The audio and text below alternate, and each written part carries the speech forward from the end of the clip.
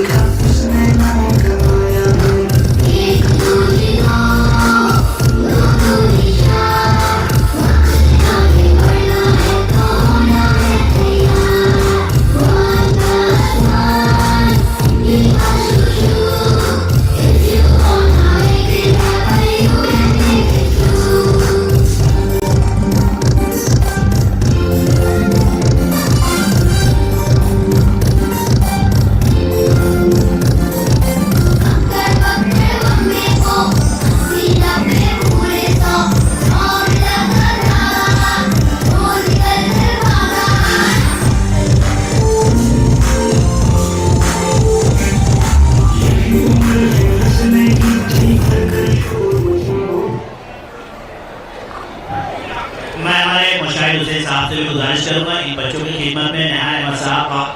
मैं अब्दुल वहाब अकील साहब सर्टिफिकेट उनके टीचर को दे दीजिए, बाकी बच्चों के लिए इनाम।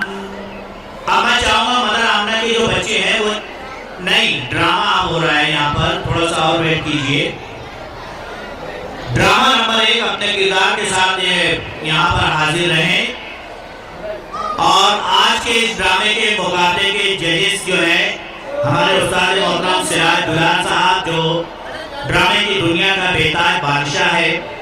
और उनके बाजू में वाकई में बादशाह साहब बैठे मोहित बादशाह साहब, और हमें ये खुशहाली हासिल है कि हमारे साथ आसिफ सुभानी साहब भी हैं और ये मेरी खुशनसीबी है कि इनके